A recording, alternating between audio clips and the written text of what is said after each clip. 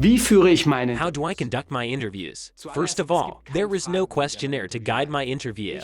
I use techniques and use them to respond flexibly to what I am told. Of course, I always keep the project topic in mind, but otherwise, I'm relatively flexible in responding to my counterpart, more precisely, to their stories.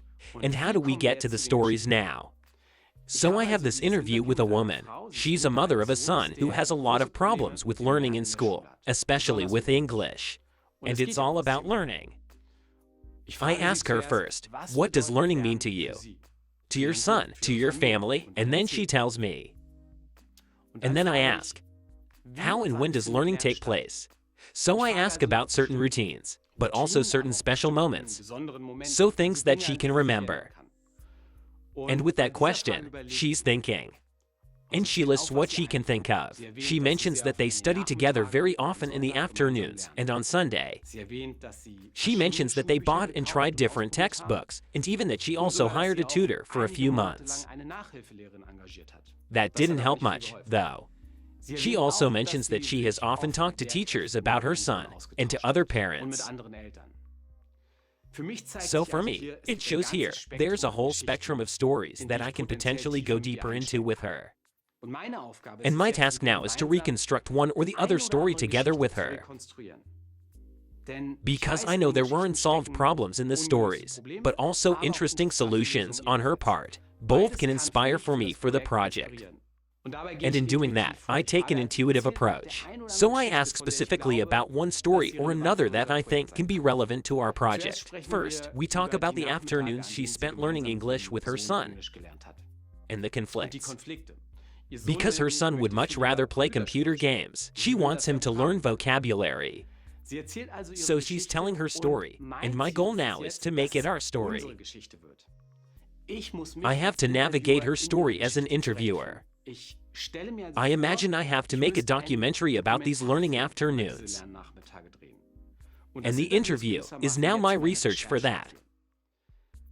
What information do I need to direct a film? I need to be able to visualize it. So how you learned, and when? Was that on the weekend? Was this at home? Were there others involved? How did that go down?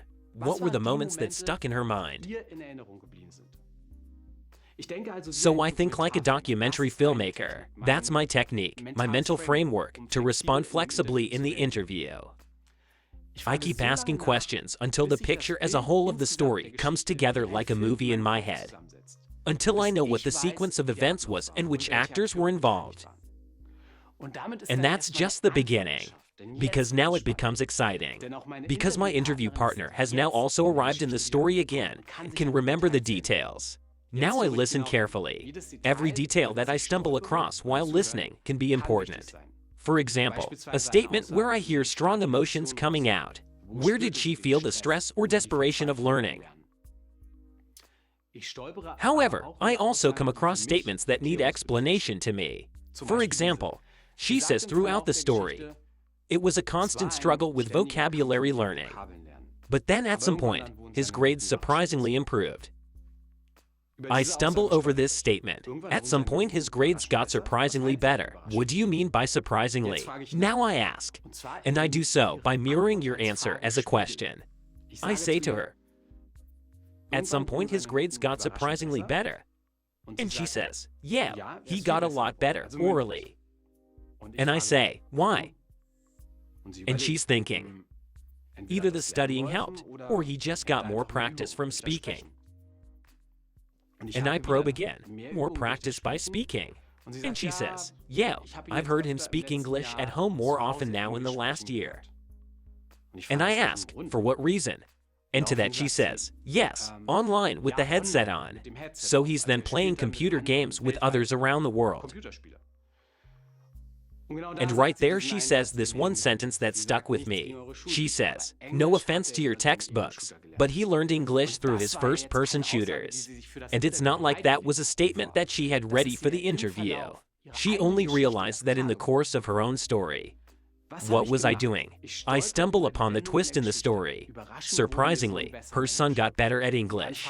And then I ask repeatedly, first by mirroring her answers as questions, such as, at some point his grades surprisingly got better. And second, by asking why. Why did that happen?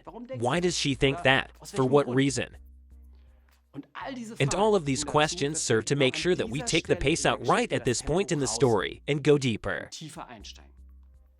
That she knows I'm interested in details now. I want to hear the reasons for her behavior. Once I understand what she means, once I've come to an inspiring statement, then only then does it go further for me in the story. Then I tell her, okay, then how did it go from there? And so we get through the story until we then change the subject, get into another story. It's only through stories that I get to unusual details. And only through details do I find inspiration for my projects. That's how the techniques I use in my interviews work.